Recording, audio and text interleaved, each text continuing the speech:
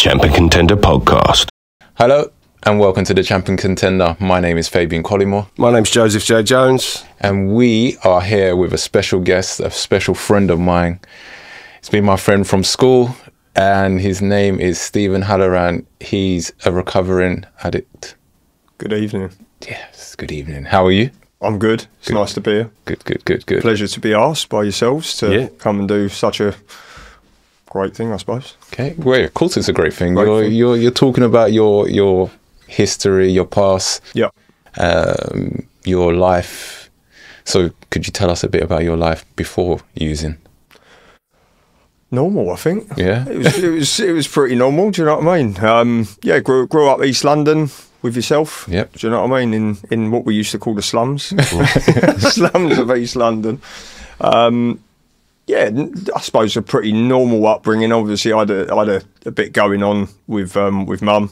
As you know, I don't never hide the fact she was a alcoholic, functioning alcoholic. So I grew up with nan and granddad, bouncing back and forward with mum and stuff like that. But I had normal school friends when the school was normal. Do you know what I mean? There weren't anything too out of the ordinary from what people, unless people knew me and what was going on in the background. It was all pretty normal. Well, what first led you into using drugs then? Oh, do you know what? It was sort of a bit of a bolt out of the blue for me. I'd always been sort of, up until sort of the age of 19, I was always anti-smoking because my mum smoked, my uncle smoked, never liked smoking. Started drinking from quite a young age, as you do you know what I mean? Going to parties, I remember your 18th, you know, flipping, getting absolutely steamed on Alizé and whatever else it was we could get our hands on at the time, you know, for all these little mini gangsters in the circle, you know where it is. And I'd done it, smoked a bit of skunk and a bit of weed, as you all do when you're at school, the peer pressure of other people, you've got to try it. And to be fair, that for me, I just done to fit in. Yeah. To be fair, like most things, I'll be honest with you, like most things for me, as a kid, always trying to fit in with other people, fit in with crowds, like a bit of a social chameleon. Yeah. Do you know what I mean? So, never was a problem for me. But if someone said to me, we've got some weed, do you want to get high? Yeah. Let's go. Do you know what I mean? As much as I'd take it and I'd probably throw up and be sick, I'd still do it because everyone else was doing it. I wanted to fit in. I didn't want to be like the black sheep and not partake because I'm worried about what people might think of me. Do you know what I mean? Look at this loser, this sado. He don't want to do the gear or whatever it was. Do you know what I mean? So that was like the early years. And I don't think I picked up, when was it? I remember exactly, my first bit I ever done was 2005. And is this cocaine? Yeah. Okay. And again, I was down the pub, I was with my normal crowd, but then we'd met another guy and he'd done a bit of thing, do you know what I mean? And he said, oh, do you want to try a bit of this? Once I'd had a beer and that was in me, I'm game for anything then, do you know what I mean, at that point. But it never took off from there. You know, I'd done it a few times over the space of about 6 months. And we ended up in a place called Warehouse a couple of times over in Enfield. And that was the time I first ever pulled what I call an all-nighter, where I'd been out, we'd been partying till 4 or 5 in the morning, getting on, you know, I had a couple of pills, sniffed a few lines, went to work the next day, slept for about 24 hours afterwards. That was it. Weren't a problem. I don't think I then touched it again for another 2 years. Wow. Do you know what I mean? So, but when I took it at that first time, it done something for me that nothing else could. Yeah. And it gave me like a confidence boost, because I always struggled with sort of confidence growing up. As I said, trying to be a social comedian, fit in. I was never comfortable in my own skin, like, do you know what I mean? So that gave me that little bit of what everyone else calls Dutch courage, I suppose. Yeah. To go out and be normal around people. But yeah, it sort of kicked off again back end of 2007, and I picked up half a gram, went to a place in Chelmsford. It was a strip bar or something like that, I think it was. It was like some mad flipping escapade we went on. And that really is my first memory of where it started, because I I was proper excited about picking this 0.5 gram up in this wrap, and I remember sitting in my van the night before we went out, and I'm sitting there looking at it thinking, yeah, I can't wait to do you tomorrow. Just, like, really excited over this, butterflies in my stomach over this wrap. I'm thinking, because I knew where it was going to take me. Do you know what I mean? I knew as soon as I'd done it where it was going to take me, and I was excited for that because I've never had that sort of high before. Yeah. Sad, some might say, but that was just my story of it. Do you know what I mean? And it was from there that it started. Yeah. The main frame of it started from there. Do you know what I mean? And it for me, you know, you hear a lot of addicts, they'll talk about progression of your illness, which is how fast or slow that you get deep into it.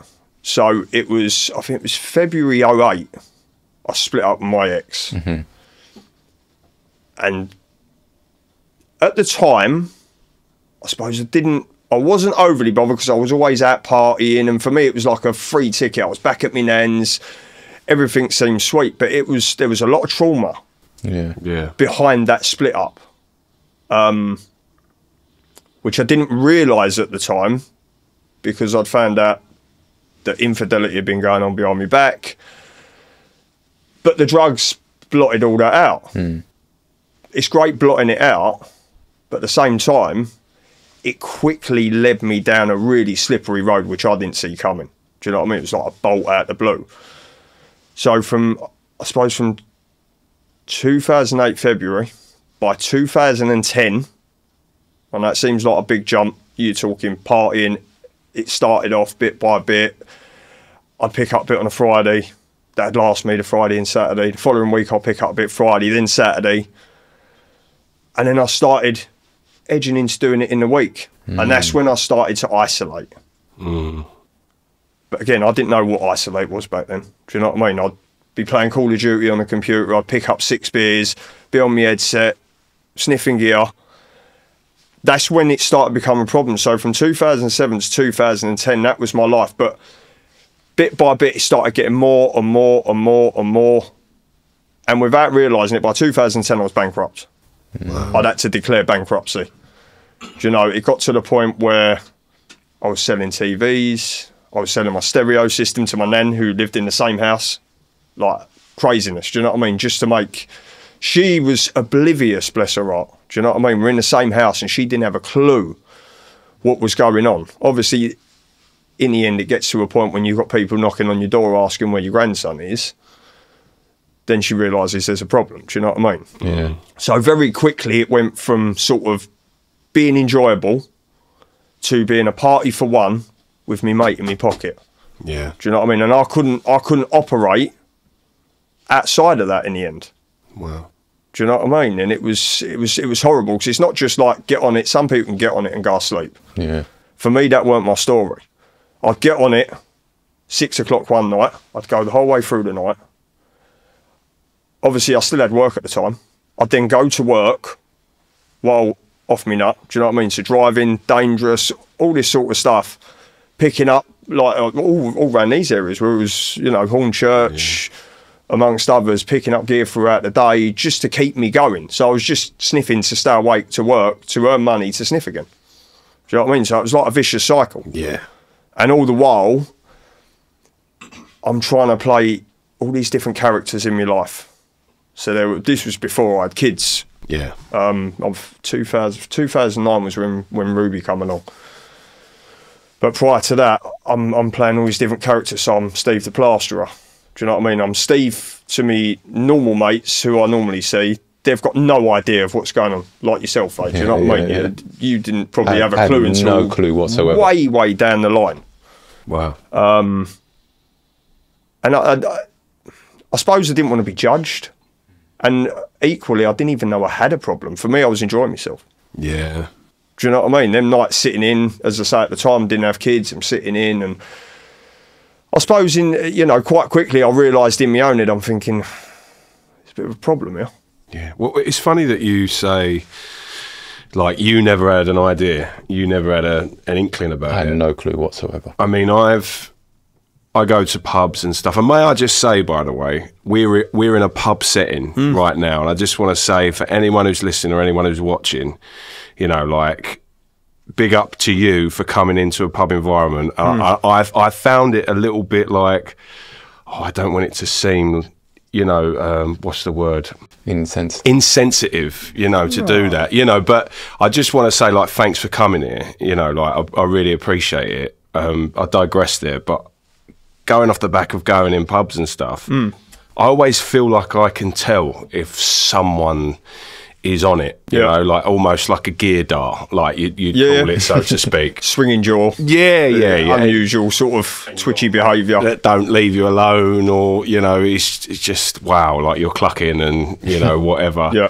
So I had no idea. Yeah, and we spoke quite often. Regular. Well, it reduced, didn't it, as I said, because the more I isolated, the more I pulled away from what I call normality. Yeah. Do you know, the life of normal living. Now, bear in mind, up to that point in 2008 when we split up, I mean, it was, don't get me wrong, I had some bloody good times. I can't sit here and bullshit, you know what I mean? I had some really good times at pulling birds and, I say pulling birds, I didn't pull that many, but, you know, you go out and you've got the old charge on, you know what I mean? I could look at him and think, yeah, you know, you're looking good tonight, son, and all that sort of thing. Do you know what I mean? I felt good, but as I said, it's just my head bullshit me in the end. Yeah. Do you know what I mean? Because, as I said, it went from very quickly me going out and enjoying myself to sitting in, to staring out a window at 2 o'clock in the morning.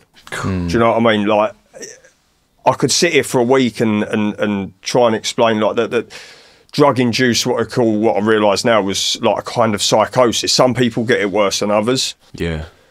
But, you know, from creeping around the house at 2, 3 in the morning, sneaking out to go to Stratford, to go, like, putting myself in dangerous situations with, like, big highballing drug dealers going into their flat, and there's, like, all these different random people sitting there. I've got blood coming out my nose where I've been sniffing for 24 to 48 hours. Sneaking in and out the house and then don't know what I'm doing. Yeah, it was the closest, I think, to hell that I think I'll ever get. Do you know what I mean? It just wasn't a nice place. You know, your head's constantly racing. I'm sitting there, I'm stepping over certain floorboards in the room because the noises now, where I've had no sleep, I've had no food, I've been up for so long, everything just seems magnified. Emotions feel magnified. You know, sounds feel magnified, everything, even certain lighting. Do you know what I mean? It was horrible, even down to cupping my hand over a light switch and pushing it as slow as I could, to standing completely still in one space for more than 2 hours, thinking that someone can hear me moving about. You know, that's the psychosis side of it. So yeah, it was horrible. Yeah, it was really horrible. Do you know what I mean? And then obviously coming off the back of that, I'm then trying to be normal in front of other people so that they don't know that there's a problem. Steve, you come, no, I ain't really got the money. Where's all your money going? You're working sort of 5. Bear in mind, I'm working every day as well. It was very rare that I ever had a day off. Yeah. Because I had to pay for this somehow. Yeah. Do you know what I mean? I was never I'm going to lie here. I don't want to lie. I did stoop to really, really, really low lows. And, you know, all this stuff that I'm saying, I had to come to terms with myself, and I know I had to be honest with myself and the program I did with someone else. I say I didn't resort to stealing, I did. And it was off my own name, which is something I'm not proud of. But again, I know there's probably people out there who can relate to what I'm saying. And you do feel shameful. It's the worst, for me, it was one of the worst things that I ever done. But that's the levels it takes you. I was never someone who went on robbery sprees. You get some people who will go out and do robberies, and some people kill on that stuff. Do you know what I mean? That was never me. But yeah, I went to different lows. I was a person that I didn't recognise, other people didn't recognise. Do you know what I mean? I won't say what I would say violent. I was never a violent person, but very manipulative, very deceiving, very conniving. Do you know what I mean? Like, I was a victim in all this. I was Steve the victim.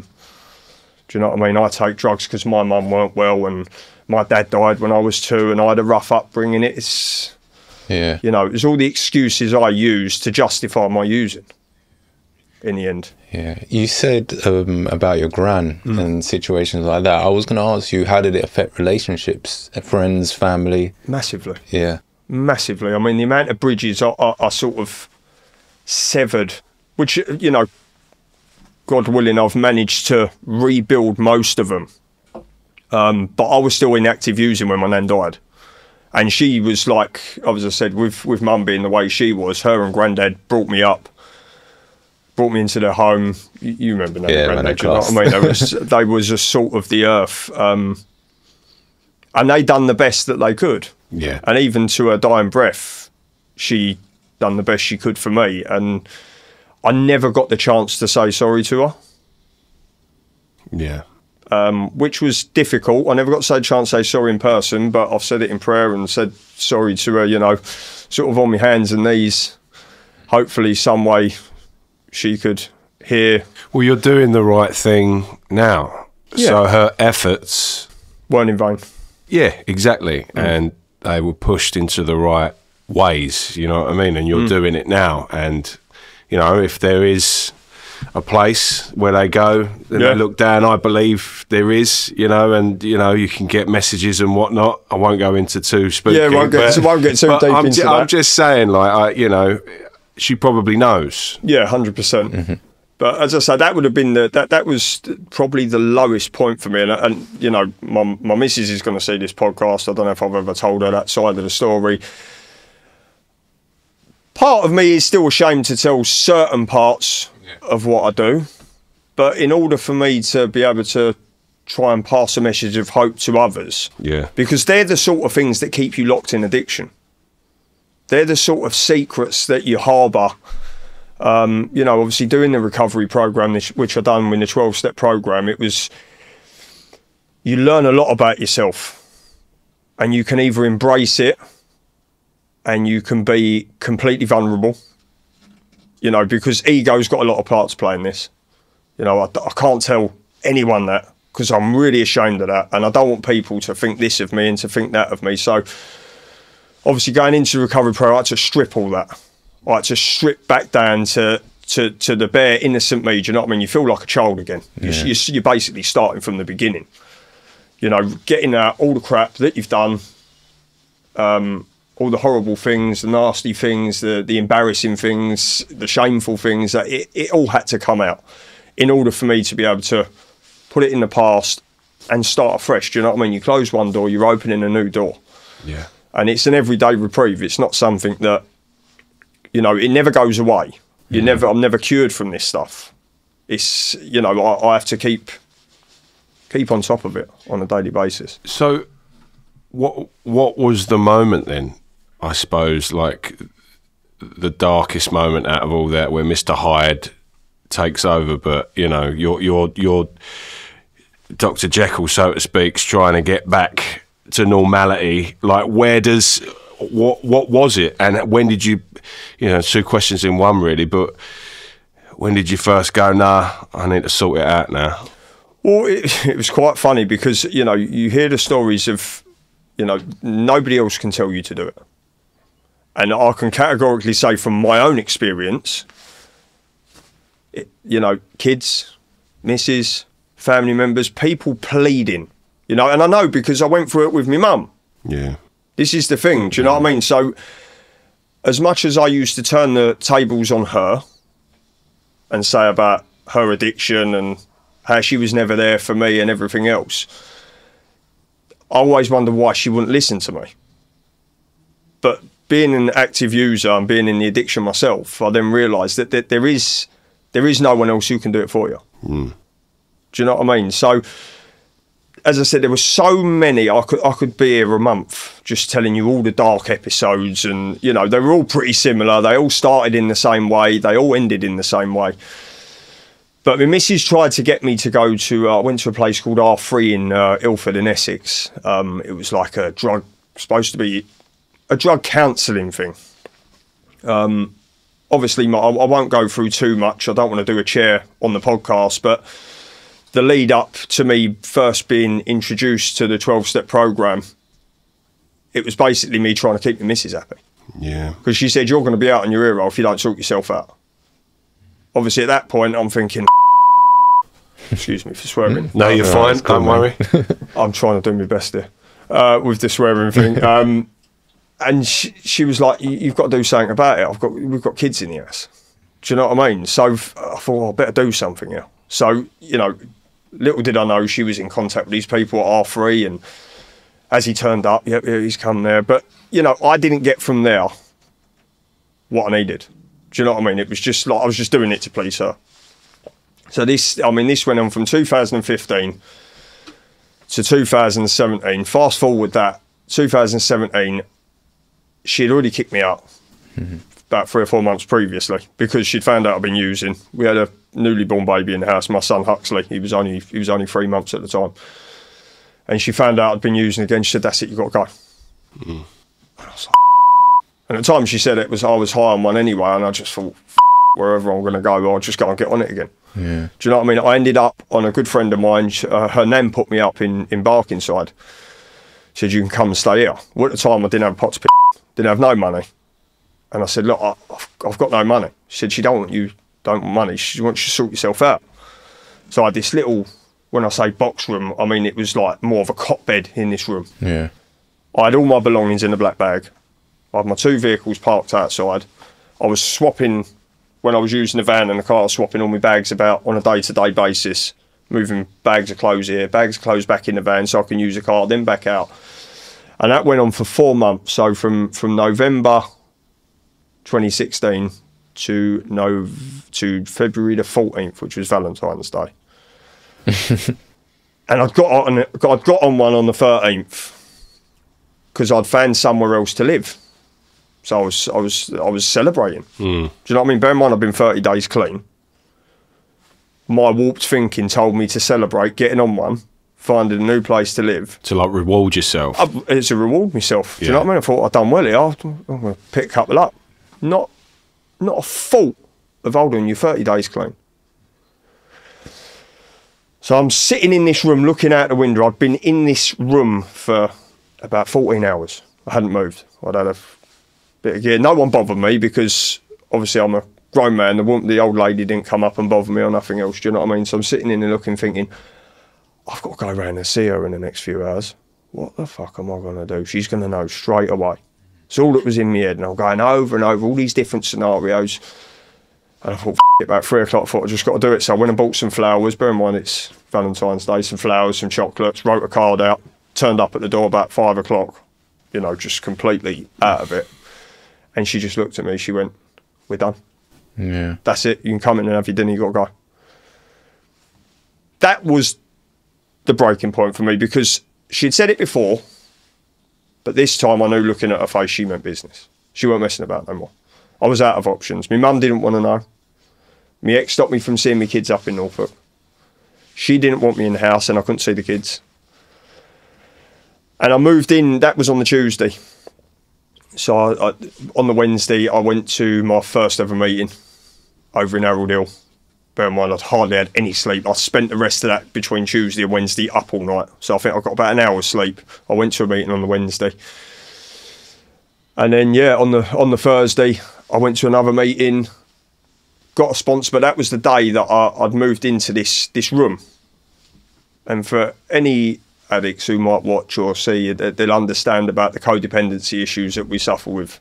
Or if they don't understand it, it's having the constant need to be around people or feel comfortable in settings that you know.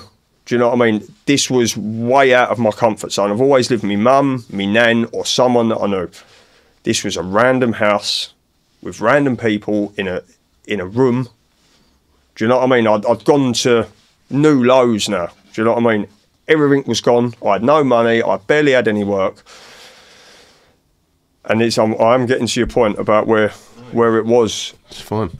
And for me, I remember walking into that bedroom, I dumped my bags on this double bed, and I turned to the side, and there was this freestanding mirror. And I just looked in the mirror, and I spoke out loud. I said, "You've got 2 options now." And I remember doing this with my hands. "You've got the right road, or you've got the wrong road." There was no hiding from me at that point. I had no one else to back me up. So if I get kicked out of there, I am on the street. That is it. I've exhausted every single avenue I could. I've lied to every single person that I know. I've eaten as much money out of everybody that I know. This is it. And I just remember looking in the mirror, and I can hear it as clear as day. I said, I'm never going to let you down again. I was talking to myself. And that truly was the changing part for me. That was a turning part. That's where my life took a new avenue. Do you know what I mean? I diligently done what I was told to do in the recovery program, to the book. You know, I was hitting 7, 8, 9 meetings a week. I was involved in service in the fellowship because I didn't want to spend too much time on my own where I'm with my faults and all the negative and everything else. I was constantly trying to do my best to be of service to others and help others rather than being selfish and feeling sorry for myself. Yeah. Do you know what I mean? And there was an instance on the Thursday, I was working on a job in Chapel Heath, and I remember being in the loft listening to some audio about recovery and these guys in recovery, and it's he spoke about it and he said, like, we're all so busy, you know, blaming everyone else for what their part is, what they've done and how they've made our life so bad. He said, turn the page over. What was your part in it? And a light bulb went on. And I just sat there and I thought, well, it's me, isn't it? I'm the problem. It's not her, it's not him, it's not them, it's not this situation, it's not that. I am the problem here. So it was from that point forward, I'm now taking 100% responsibility for every one of my actions. And my life changed. Yeah. Amazing. Like, there's a lot more to it. But again, that's a story for another week. Yeah. But that in a nutshell hopefully answers your question, sort of where my breaking point was. And that was where they're vivid memories for me. Wow. I guess it takes a lot to get to that point. Yeah, well, you're at rock bottom. Yeah. There is, like, everyone's got a different rock bottom. Some people say they're at rock bottom, but they're not really at rock bottom. No. As I said, where I'd always had an avenue or someone, I could always sort of wangle it, do you know what I mean? But I knew at that moment, you either do it now or it's never going to happen. You know, I was having to do things I'd never done before in my life, sit and get on the floor and pray on my knees. I'm thinking, like, I felt really uncomfortable. But I thought, I've got no other choice. I've exhausted every other avenue. I've been to doctors, I've been to drug counsellors, I've been to this, I've done that. Nothing worked. So do you know what? I'm gonna follow and do what, you know, these people are telling me this works. And I've walked in a room with people who are recovered from, you know, a hopeless state of body and mind. You know, these people are smiling, they're laughing, they're jovial, they're having a laugh. I'm thinking, what the f*** are you so happy about? Like, why are you so happy? And these people, they've got something that I want now. Yeah. So yeah, I've done what they told me to do. Yeah. Bit for bit. So what do you say to people that are reluctant to doing the 12 steps and going to these meetings? Ego in our life is it can ruin your life, ego. And that's what stands in the way for a lot of people. Listen, if you really want to change your life, only you can do it. Do you know what I mean? No one else out there is going to do it for you. You know, you've got to put in the groundwork. Without, you know, you get in what you put out of anything, and that's not just in the recovery, in anything. Like, you know yourself, the more training you do, the faster you become. The more time you spend working on your vocals, the better singer you become. Yeah, it's the same with this. Do you know what I mean? You get back what you put in. If you're only just sort of flopping in and out of meetings and you're not really making calls to people, you sort of look at the phone when people are struggling who are ringing you and you think, oh, I don't really want to talk to you at the minute. That sort of stuff for me was the stuff that could take me back to where I was. So is this what it entails? You have to make calls to people. What else do you have to do in the recovery? Again, a lot of it's, you know, there's a lot of written work that is done looking at yourself and your part in things to play. So I don't want to go, because it's an anonymous fellowship, I don't want to go too much into detail on a podcast, but for me, it was quite basic. It was quite simple. I tried to simplify it because when you first walk in there and you're all fogged up and you've been on a massive bender and you've got a whole conceived set of ideas about life, what you think is right. You've got a blueprint, what you believe in and that you think is right. You've got to flip that on its head because what you thought you know all. Yeah. Do you know what I mean? You've got to get a whole new set of ideas now. And this is what, listen, the recovery program ain't for everybody. Some people go in there, it doesn't work for them. Mm-hmm. They just end up back using. I had to make it work for me. Whatever it was, I had to make it work. So I tried to simplify it in the best way I could. And it was to become a better human being and help other people. Yeah. Rather than being a selfish, self-centered, self-absorbed person who only thinks about himself. Because I always used to think I was quite thoughtful of others. I wasn't. Not then. I might have been a kind kid and, everyone used to say, oh, he was a good kid and he was really polite and he was nice. And I used to live on that. So you used to think, oh, I'm all right. I'm nice, do you know what I mean? And then when I then look at the tornado that I'd left behind me and the wreckage that I'd left behind me in people's lives, because you don't realise just how much you affect other people. Like, I never see my nan having sleepless nights when I was out all hours. Yeah. Do you know what I mean? That ripple effect. Even when I was during my using, luckily, as I said, my kids don't really remember. The kids, as I say, Huxley was 6 months when I got recovered, and Ruby and Harry were quite young, so they don't really remember much about it. But I was like a whirlwind. I was in, I was out, I was in, I was out. I was part of their life, I weren't part of their life. I was giving money 1 minute, not the next. And there's so many people that is affected by just one person being that way, do you know what I mean? And once my eyes were open and I could see that, I suppose in a way it did make it easier. It wasn't easy, don't get me wrong. The journey to recovery wasn't easy because, I still have a little demon on my shoulder. Mm. I could drive past the pub in the summertime, everyone's out having a beer, having a laugh, and I could feel, I'd love to sink a cold one now. Mm. But I know I can't. So you still get those feelings? Of course. Yeah. I'd be a liar to say I didn't. Yeah. Yeah. But I've got the ability now. One, I know what I suffer with. One, I know it's always. Two, I know it's always going to be there. Do you know what I mean? It's not as if I do this recovery program and all of a sudden I can put a gram in me and I'll be absolutely fine. It don't work like that. My body is always going to react. There is science behind this, believe it or not. And it's the chemical reactions in the brain, more so bodily with an alcoholic, but mentally, and the taste, it's what the enzymes in the cocaine powder, the alcohol that you're drinking, our bodies, an addict's body reacts differently to it. So I know that I could leave it 20 years, 40 years, I could be 80 and try a gram. My body's going to react and I'm going to get that instantaneous crutch again. Do you feel that it's genetic? Because obviously your mum had some issues before. I'm no scientist, do you know what I mean? But they do say that there is a link, hereditary, because we have got history of drink and drug abuse in our family. Do you know what I mean? But then one side of my family, hardly anyone drunk and there's no users and nothing. One side, the other side of my family, there is. Yeah. I know there's millions of us out here. There's many addicts out there. I think it's like, I don't think there's enough said about mental health.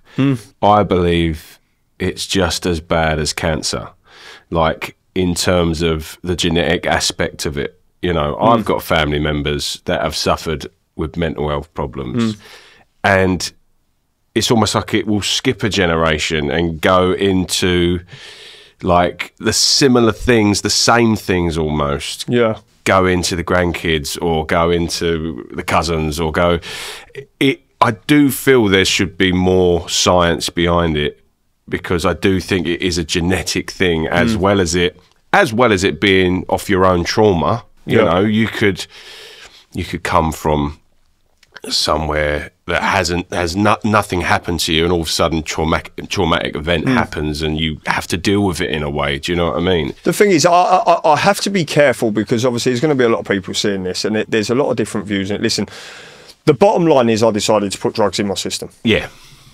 You know, that sets off a reaction in my body that I can't control, to the point where I can't stop using till I run out of money or pass out. Yeah.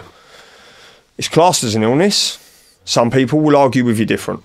And, you know, everyone is entitled to their opinion.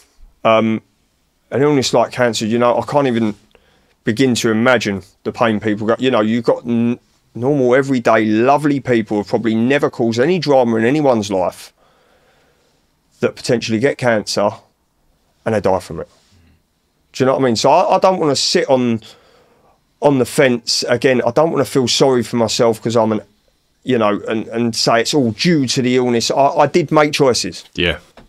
Do you know what I mean? And I've got to be humble, and I've got to make sure that that's out there. I did make choices to put it in me. When it was in me, I couldn't control it. But again, it does. There is a link between with mental health. Using, I think everyone's got an addict in them. That's my personal belief. Yeah. You know, whether it's gambling, eating, shopping, drugs, sex, rock and roll, computer games. I think we've all got it, but it's just whether or not you ever tap into the addict side of your brain. Yeah, massively. I mean, I've got an addictive personality. You know, like low. You know, I'm not going to go into me. This is about you, but. You know, things that you're saying relate to other things that I'm addicted to, or, you know, I can't rest without doing those things. Yeah. You know, it's so hard to suppress addiction, you know, in a way. But I mean, it's just. Do you know what? It's so much that you could go into with it. I mean, you know, just for the record, personally, what I found works for me, and you'll hear it a lot in recovery circles, like you said there, there's so many different addictions that can lead from one addiction. Yeah. Smoking, gambling, drinking, sniffing, shopping, porn, whatever it is. All them things can lead off the back of each other. So one thing that we was told, and it was massive for me, was because a lot of people say, well, if I stop doing the gear, I'll be all right. Or if you're in an AA meeting, I might say, if you stop drinking, I can still take drugs. It's a gateway for me, personally for me, and probably the same for a lot of people I've spoke to. Maybe not for everyone, but, you know, a beer. Someone picks up a beer. I know if I have a beer, I haven't got a problem with drink. You could pour me a beer now, I could drink it, I could go home and go to bed, and I might not think about it for 6 months. In my mind now I would, because for me I failed myself. But in terms of the addict inside me, I could have a drink no problem. However, at some point my guard's going to be down. I'm going to pick up a beer and I'm going to pick up the phone. And when I pick up that phone, that's it. My life's all the work and all the effort and all the hardship that I've put into the last 8 years rebuilding my life to get to the point where I'm at now will be gone. But that's why it is so precious now, 100%. Where you've got to and how you've done it. How many years sober? February the 14th will be 8 years. Oh, amazing. That's quality.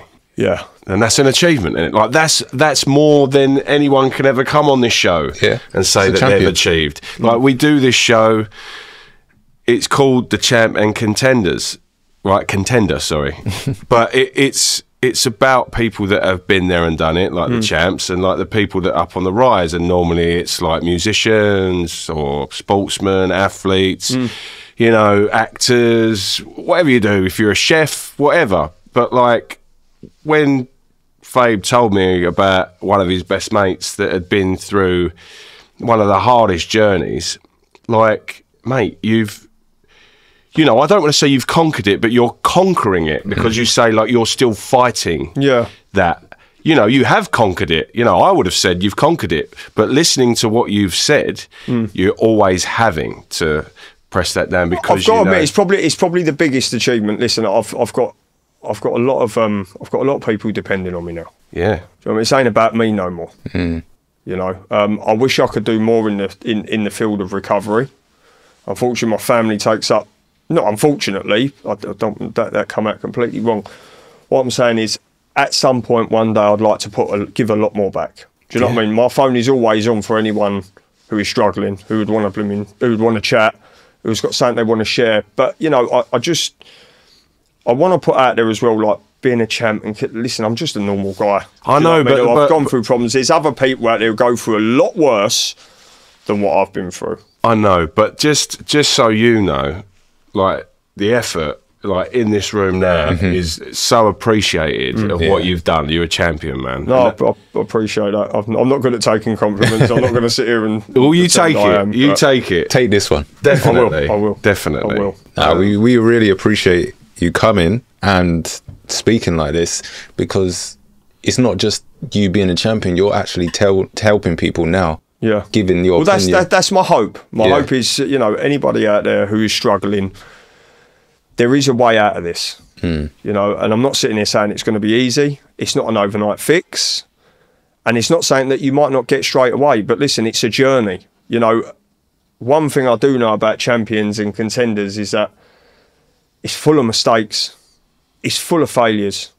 You know, success is built on failures. Success is built on mistakes. You don't build success on success. Whatever your success is to you, for me, success for me is being alive and present for my family, providing for my children. Do you know what I mean? I'm not material stuff. I'm not about the cars and the money and the houses, because I haven't got all that. What I've got today is peace of mind, knowing that I'm getting up, my head off the pillar, I'm doing the right thing by my family, my partner, and you know, I'd like to a special shout out to my partner Mel, who will be watching this. She's been my rock. Yeah. You know, I couldn't have done it without her. You know, that little kick up the I got when she kicked me out must have been one of the hardest things she's ever had to do, but it was the best thing she ever done, because it allowed me to get on the way to become who I am today. And now I can give back to her and my kids. Yeah. Behind every great man, mate, great woman. Yeah. Exactly. No, behind every great man is a better woman. Yeah. I think it's the same. Let's get it right. Yeah, let's get it right. We don't want to cause ructions all over YouTube, but yeah, no, I'm very blessed. I'm very lucky, and I'm very fortunate to be alive. Yeah. After, you know, the years of what I've done to my body and the abuse and everything else, you know what I mean? I've come out unscathed. Yeah. What are the, like, for those people say they're just starting to get into drugs, and maybe they think, like you said, it's not affecting them. You know, it's just, I'm just doing the casual lines on a weekend and things like that. You know, what are the lasting physical effects after abusing your body on drugs for you? I mean, personally? Again, it depends on the type of drugs you're having. Like you have body reliant drugs, like alcohol is a body reliant drug, heroin is a body reliant drug. Yeah. So you can get immensely weakened by intravenous injections and so forth.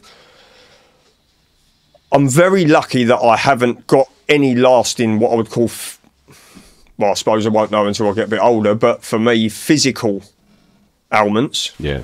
I play football now. Wicked. I do plastering, so I'm always active. I'm always playing with my kids. I help run my kids' football team. So I'm not luckily affected too much, but I know there are people out there. There's people who have lost limbs, you know, through over drug use, gangrene. There's people that have lost their livers, kidneys, all down to abuse from substances, and it's different from person to person, you know. Yeah. I'd like to sit here and say do it in moderation, but I don't think anyone's going to listen to me. Do you know what I mean? You're going to have whoever's watching or whoever's not watching, they're going to have their journey. They'll get to that turning point at some point in their life.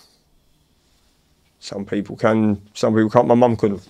You know, God rest her soul. She see me get well. She see what I done. I didn't push it, but I did try and say to her, look, why don't you come and sit at a meeting with us? You know, I've done all that. It ain't, you know, I ain't got a problem with drinking. You can't get through to someone like that. because they're pushing back all the time. They don't want to know. They don't want to accept liability for what's going on. You know, it's easier and less painful for them. I'm trying to think of the saying that the pain of staying the same has to be more than the pain of change. I don't know if that makes sense. Yeah. That was quite fundamental for me, because the pain of staying the way I was way more painful than going to a meeting in the end. Yeah. But it took a long while for me to get to that point. You know, for me, it was only 10 years. I know people in the fellowships that 50, 60-year-old have just walked in.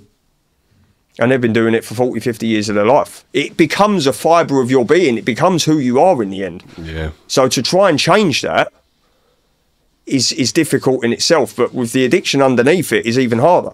Yeah. You know, so, I mean, I'll take my hat off, even, you know, and I'm an addict myself, but to people out there who've changed their lives around, not just in addiction, but in any walk of life, who have done something amazing like that to change their life around and do better for other people. You know, I'll take my hat off to them as well. Well, I take my hat off to you, because I see you with your kids the other day, and you're like the stamp of what a father should be. You do a great job, man. I'm really proud of you. Do you know, that means more to me than anything, because that's all I want. I just want to give for them what, you know, what I believe they deserve. Yeah. You know, and that's a good stable setting in life to bring up, because there's so much going on in the world today. You know, it's so different nowadays from when we grew up. Do you know what I mean? Yeah, massive. And it's tough. Do you know what I mean? There's no rule book on being a parent. There's no rule book on life. Do you know what I mean? You've got to go through the motion. Yeah. You're about to have your 6th. Yeah. Not biologically 6. Yeah. It's 4th biologically. But you're father to 6. But I'm a father to 6 beautiful children, and they really are. They've all got their own individual beautiful ways. Do you know what I mean? And it's a pleasure to get up in the morning, and them days when I really don't feel like I want to do something, and I feel like I might just want to stay in bed, or I know I can't. Yeah. There is no rest period. It is, you know, if I don't get up and go to work, they don't get provided for. There's no food on the table. Yeah. You know, so I try and stay present with all that stuff all the time. That I just get up and do it. Yeah. You know what I mean? There is no rest days being a dad. No. You know, I always said it. You're a long time dead. It sounds really basic. Yeah. But well, it is. You're a long time dead. You know what I mean? You're on this earth for a very, very small amount of time. And I'm glad that I only lost 10 years. You know, I'm lucky that I didn't lose the rest of my life, or I didn't end up a cabbage in a wheelchair, or, you know, worst case dead. I'm here to live. Yeah. And I think you're here to share a message. Do you know what I mean? 100%. And to, like, how important is that to you to just, you know, if someone does tune in and watches your video, you know, like, how important is that to you? To just... Massive. It's massive for me, as I said, because, you know, there's a thing in the fellowship where you do what's called sponsoring, which is where you sit down with other addicts, you go through the book that you go through, the big book of AA, and you try and help these people grow. And you're not a teacher. All you're doing is sharing your experience with these people. And I haven't had a great deal of luck with that. Whether it one reason or another, I've, you know, as you know, I've got 6 kids. I run a business, so it's very hard to find the balance. I'd love to be able to do more. So this, for me, if I can get a message out there like this. And I said it to you guys before we even started the podcast, you know, if I could help one person, if I could change one person's life, that one person, that could change his kid's life. Them kids, it could change his mum's life, his parents, his best friend, his aunts, his uncles, all their lives could be changed just by maybe him relating to something that I've said, or him or her, sorry, because it's not, you know, it's, if it could help one person, I've achieved something here today. It's as simple as that. If it helps more, amazing. And hopefully they can go on and help other people alike. You know, and that's how this stuff works.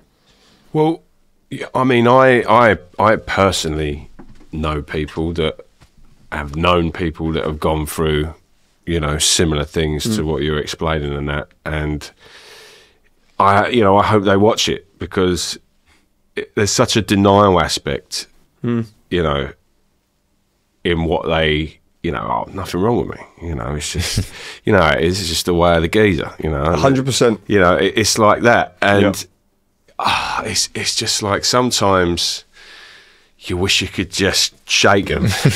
Listen, I'll be honest with you. I got all the pelters when I first, and that's why, you know, that they say to you, you're going to have to change your life, because I can't go into a room, into a meeting, and I'm trying to practice all these new principles in my life. Then I go down to the local gear using pub, and I speak to these guys. Oh, where you been? What you doing? Oh, yeah, I'm doing. Oh, you with the God Squad? That's the sort of stuff you get. Not that. No, that wouldn't affect me, because, you know, I look at it and I think, well, you're still sitting in the pub doing what you're doing. I'm trying to make a difference to my life by doing what I'm doing. So if everyone's entitled to their opinion. I'm not going to judge anybody. Do you know what I mean? After what I've done in my life, I can't judge anybody for any decisions they make. Yeah. But you're 100% right. It is that denial. Again, ego. Yeah. Your ego steps in. I ain't got a problem. Like that. I don't want people, you know, it's a sign of weakness. No. Yeah. The strongest you could be is getting vulnerable. Yeah. I love that. It's true. The strongest you can be is getting vulnerable. Yeah. That's quality. That hits with me. Yeah. Because whatever you go through, whatever addictions you've got, and we've all got them. We've all got them. If you can lay yourself bare 100%. and be vulnerable with it and just be like, this is what's wrong with me. Yeah. You know, you list out what you're saying you think's to blame, but essentially go back to, it is me. Yeah. The root. I am the problem. 100%. Like, yeah, that hit home. That was the biggest revelation for me. Yeah. Like I said, I mean, we had to do these worksheets, and it was like, who have I affected in my using? And it's a fucking long list, as long as my arm, of all the different people I've affected, or that I believe, my resentment list, who I believe have harmed me in some way. You know what I mean? It could be the corner shop geezer because he refused to give me a box of fags because I had no money. I hate on that geezer for 10 years. And then I turn the page over. What was your part, Steve? Where did you fit in to all of this? And that's where the ego needs to go. Yeah. Because you need to diligently look at that stuff. For me, I did. And then you realise and you're like, damn, it was me all along. But that's why it's so hard to let go of your ego, because that's effectively your mask, isn't it? Of course. You're wearing that mask. Yep. And really the thoughts, I guess, this is just me going off on a bit of tangent here, but like the thoughts that you really have that sit there, you know, and are talking at you and saying, you know, this ain't right. Yeah. You know, why are you doing that to that person? Why are you doing this? Well, you've to got your yourself? conscience and your ego. Yeah, yeah. Do you know what I mean? Your Angel conscience and is the devil. saying one thing, and your ego's like, no, we ain't doing that. That's not going to happen. Do you know what I mean? And you got to smash that. For me personally, I had to smash that. See, I always thought, it's quite funny because I always used to thought, you know, someone said explain ego to me, and it was a big macho man. Do you know what I mean? I'm big, I'm hard, I'm a proper man. But ego comes in different forms. Yeah. Do you know what I mean? Like we've spoke about, from even feeling ashamed of the things you do, the way you look. It's all ego based. Yeah. So, you know, that was all this stuff I learned in recovery. I didn't have a clue about none of this before I come into recovery. So it was a great learning curve all along for me. Do you know what I mean? Finding out stuff about myself, and it was like, wow. So like you said, it's a revelation. Yeah. Don't get me wrong, it's very easy for that stuff to creep back in.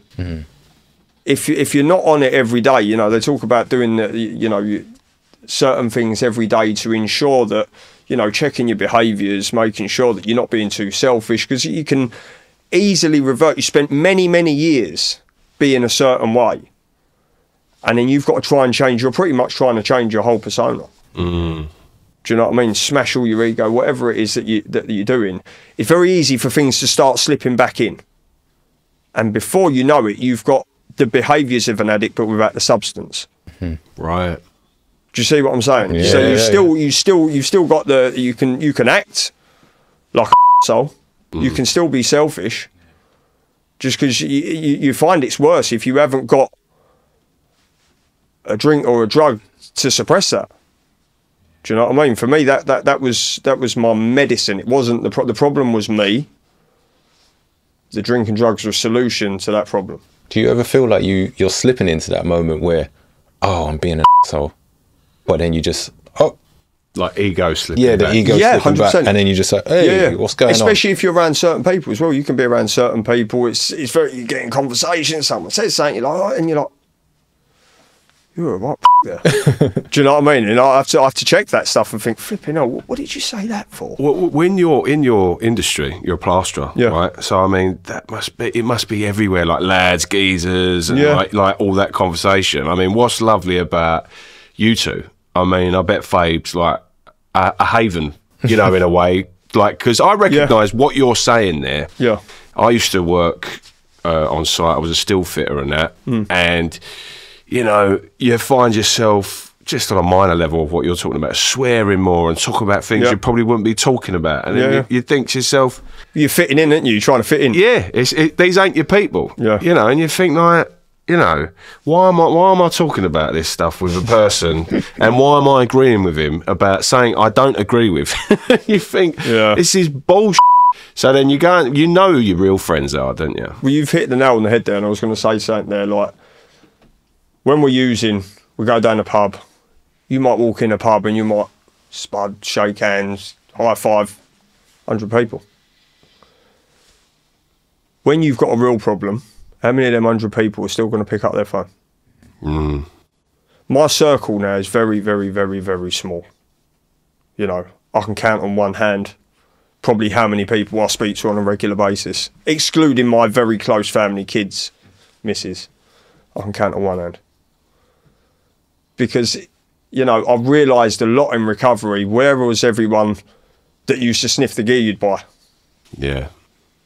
Where's all them people that come out when you was having a drink and they was your mate, best buddy, arm in arm, dancing on the dance floor? Where was all them people? They weren't nowhere. Them for me are associates. Yeah. You know, you've got a lot of associations, but, you know, you can have 1,000 fake friends. They're not worth one of your proper friends. Part-time pals, do you know what I mean? 100%. Like not. I mean, I see your true mates as like your extended family. You know, they're people. You know, I'm lucky. I come from a very big group of mates. We all grew up together when we was from year 4, year 5 together. And there's like 17 of us, and we all love each other, and we're all like a big family. Do you know what I mean? And I'm very lucky and blessed to have them all. You know, we've all got our issues. Don't get me wrong. Listen, I grew up with a good few people. You know, like my mate Simon James and all his family members. We had a good, you know, before the drugs come along. We was the same. We'd go out 15, sometimes 15, 20 strong, and we'd have a blast. We'd have a great time. Yeah. But I'm talking about proper friends. You know, for me, like when I was going through my worst, I know I could pick up the phone to Fabian. If there's anyone I could speak to, I could confide in him, and he wouldn't judge, because we're all worried about that. Yeah. We're all worried about what someone's going to think, and that's why we don't open up. Well, that's why I didn't open up. Yeah. Do you know what I mean? At the beginning, but you really do learn quickly who the people you can confide in, those people you can speak to that ain't going to judge you. They just want the best for you, and that's one thing I will say about the fellowship. You know, the true recovered guys who really want to help, they don't want nothing from you. Do you know what I mean? All your fair weather friends out there when you're out using and everything else, they probably want something somewhere along the line, whether it's a tenner, a fag, a line, a beer, money towards a cab. Someone always wants something off you. But, you know, I found that in there I could be me, like we spoke about. I could be vulnerable. I could open up without fear of judgment, because everyone sitting in that room is sitting there like me. They're sitting there with bags of fear about what they're going through and the person they've become, and worried about when they walk out that meeting they're going to pick up. And, you know, it's deep. It is deep, do you know what I mean? So it's, I keep my circle small now. Less bullshit. It's right that you work with your business partner. Your business partner is... I met my business partner through recovery as well, which, you know, and it's amazing because we've got, I'm not going to name drop on it, by the way, but he's a very, very close friend of mine. He's done a hell of a lot for me, and I don't mean financially, but I mean there is, you know, support, whether it be when I'm having a bad day. Do you know what I mean? He might have a bad day, I might have a bad day, and we sort of complement each other because 9 times out of 10, I probably know what he's thinking. He knows what I'm thinking, you know, and it's great to have that, share that bond, because it's like a daily recovery program in some respects. You know what I mean? You look, go, everything all right, and I say, oh, you know, this is going on or that's going on, and we sort of can bring each other out of hole. Don't get me wrong, there's some days you're both down in that hole and neither of you come up. Do you know what I mean? But yeah, for the most part, it's great. Do you know what I mean? And that was born from recovery. It's a relationship I built in recovery. You know, it's lovely. Well, for me, like saying what I was saying before, like I hope it didn't come across like I've got a load of mates. No, not at all. Like, Don't be silly. What I meant by it was like it's just as strong as having just one mate, 100%, who you can pick the phone up Yeah. to. And, you know, I might not, out of all that lot, there's probably a selective few that I would ring. That's it. They're the people I'm talking about. Yeah, do you know what I mean? you know, like I Bobby Webster, hands down, who's my best mate, and I keep mentioning him on the pod, and he's going to come in and do a little podcast with us at some point. And mate, he's my counsellor. Yeah, 100%. That man knows more about me than my wife. Yeah, you know. But yeah, look, I mean, it's definitely, you know, you're lucky. Do you know what I mean?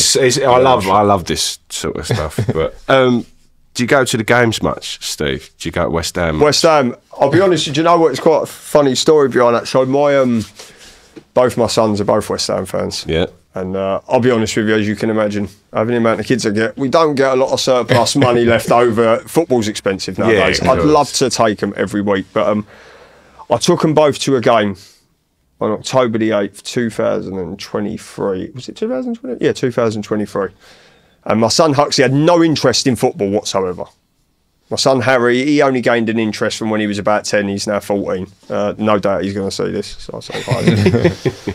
And I both took them to watch West Ham against Newcastle at Upton Park. Nice. And I've got the videos on my phone, and it was epic. I hadn't been to West Ham since I was like 13, 14, when I think I went with my uncle years ago. My son Huxley is now a football nut. Really? He gets more upset than me when West Ham lose. Okay. When he plays his own football and he don't perform well. And, you know, he said to me the other day, he said, I only got interested in football, Dad, because you took me to West Ham. Mate, it's how it all begins. So, you know, it's infectious. Do you know what I mean? I was born and bred with claret and blue in my veins. Do you know what I mean? My uncle, my granddad, you know, apart from Fabian, who's a gooner, but we won't even Which I don't even understand. You're an East boy. Yeah, East boy. So we couldn't really share that part of our childhood. It was a bit of a... He appreciates them. No, I do. Yeah. Look, 2 of my best friends now. Yeah. Both West Hamers. But yeah, no, I love West Ham. I try not to get too agitated when they lose. Yeah. Well, look, we've got a little game for you, haven't we? And we're going to do this game. Yep. We're going to quiz you, and we're going to see if Huxley agrees with your decisions. But let's do this. Let's do this game. Yeah. So should we do West Ham based? Yeah. And then we'll do it again. Yeah. As overall football based. Right. Okay. Okay. Okay. So you kick us off, Fabe. All right. We're going to go with which player retired too early from West Ham? In your opinion. Retired or left West Ham? Should we go? Yeah, you could go left. Yeah, left. Yeah. Probably Frank Lampard. Wow. Yeah. We didn't even think about Big fat Frank. Big Frank. He turned in. You know, a lot of West Ham players left way too early. I felt like we was a bit of a feeder club. Yeah. Back then. Rio was another one. Joe Cole. Oh, Joe Cole was so He was good. different. Dimitri Payet. Yeah. For me, what a talent. Right, hold on, because we got other questions. You can save these now. Go on. Right, most underrated at West Ham. Oh, that's a tough one. What, past or present? Whatever you All want. time. All time. This is your preference. That's a really tough question. You've caught me off. You've caught me off guard here with these questions. Most underrated. See, the thing is, the players like Lamps and all that, they went on to do good things. Yeah. I might have to come back on that one. All right, Okay. I can't think of a player off the top of my head at the minute. Scariest footballer at West Ham. Oh, Julian Dix. Yeah. The geezer was a crank, Yeah. but I loved it. Yeah, yeah. You know, that was when football was good. Yeah. He You know was what like I a mean? pit bull, wasn't he? Tackles as high as your chest. Do you know what I mean? Not today. You've only got to blink at a player and they're rolling on the Yeah, floor. it's true. Most intelligent player at West Ham ever. Di Canio. Yeah. He was very, very clever. Yeah. Very clever footballer. Weren't the fastest. Him or Zola. Him or Zola, very, very intelligent players. Yeah. Okay, most entertaining player. Oh, you got to say this name.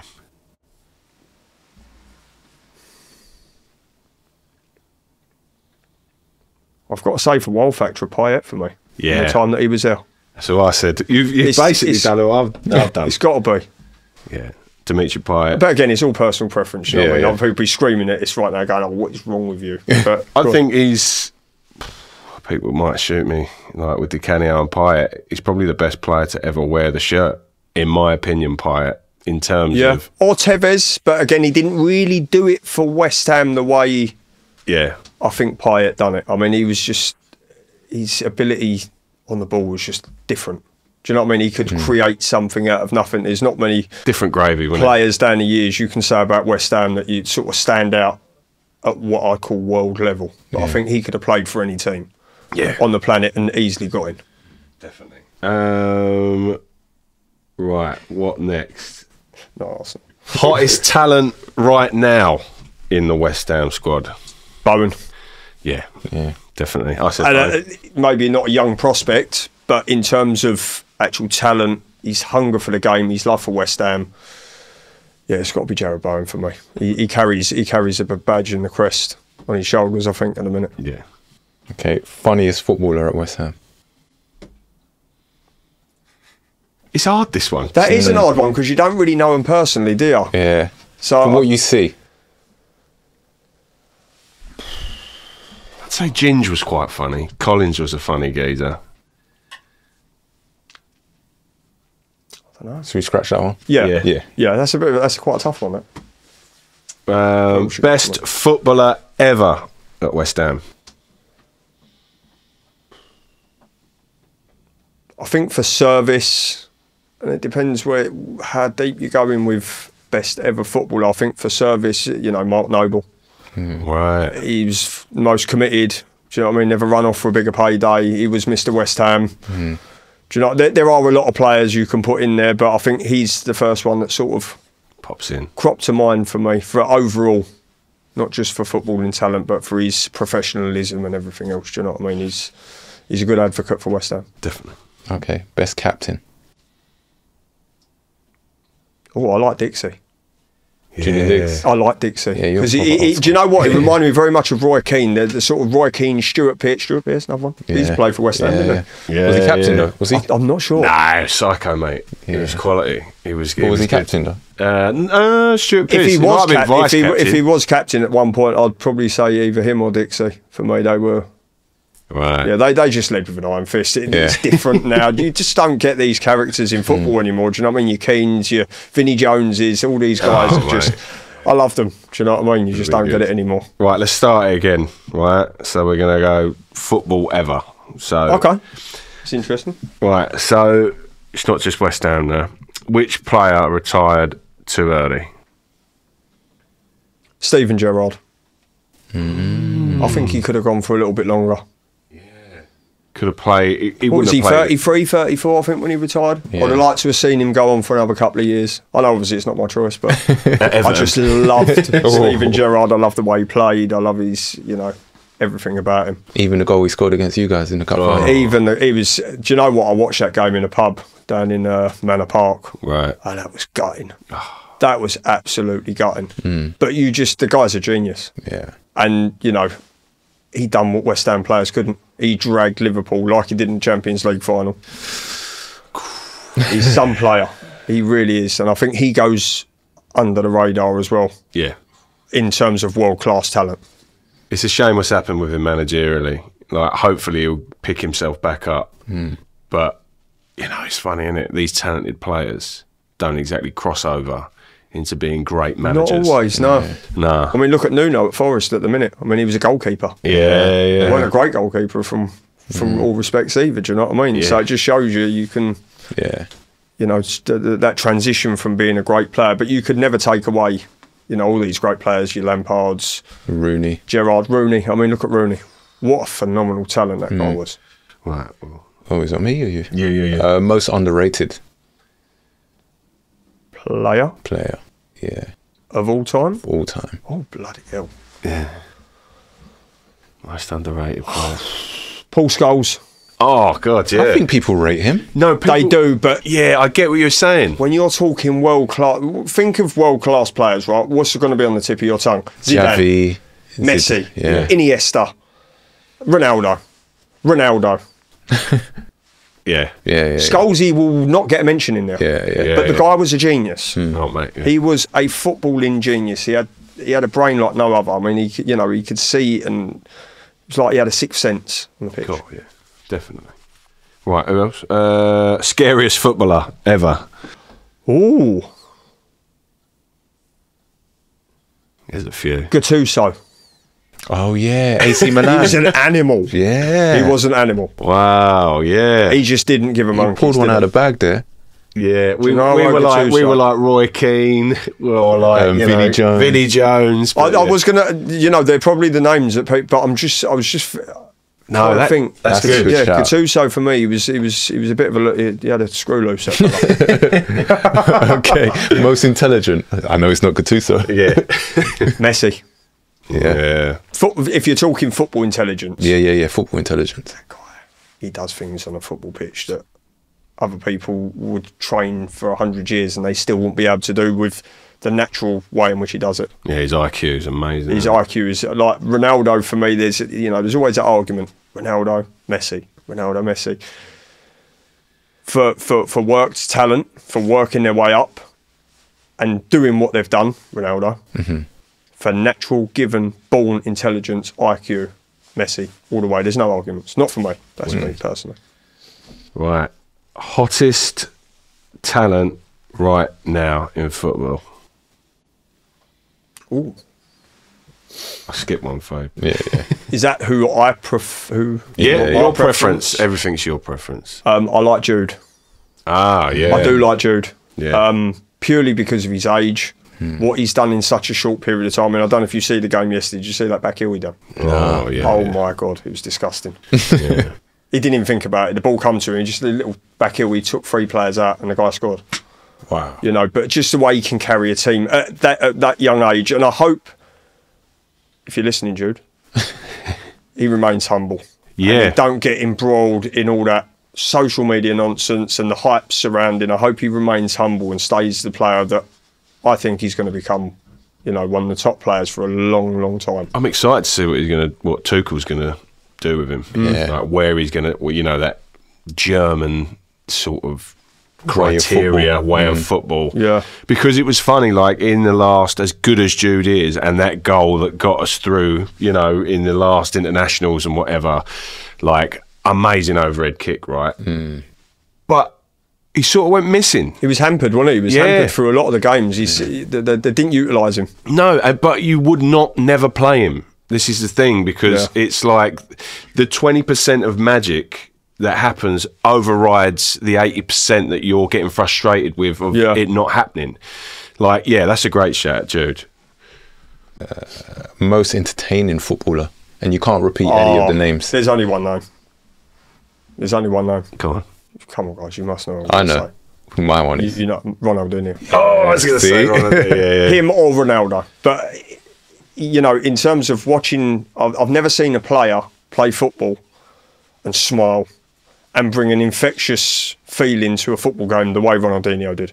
He played as if he was in the park. This guy was unbelievable. Yeah. His whole attitude, you could see that Brazilian samba spirit, and just used to do something different when I watched him. Do you know what I mean? The guy was just unreal, and it's a shame he's had to retire. It was quality. Funniest footballer ever. There's only one for me. Mark Cucurella. I think he's a funny guy. He's a funny looking guy. He's just an idiot. Yeah. I said Gaza. Yeah. He was pretty funny. Best footballer ever. Best footballer. Wow. This is in your opinion. The player that I like the most has said, really, Gerrard.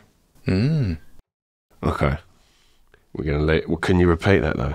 You said it at the start, didn't you? Yeah, no repeats of anyone in the same. R9. Yeah. Oh, good Oh, shout. That's where I'm... Unbelievable. Best striker, in my opinion, ever to grace go. Best captain in football history. Roy Keane. Really? I don't think there's an argument for me there. Yeah. He had all the leader qualities. Do you know what I mean? On the field, in the dressing room, the way he can drag a team back from losing positions, the way he can pump them up. Do you know what I mean? I've watched. I don't know if you seen the. Is it 99? Yeah. Brilliant program. I think it's a 3-part series. Yeah. And you see the effect that one man had on that team. And when he went missing, when he got injured by Haaland, and the effect that had on them and where they went.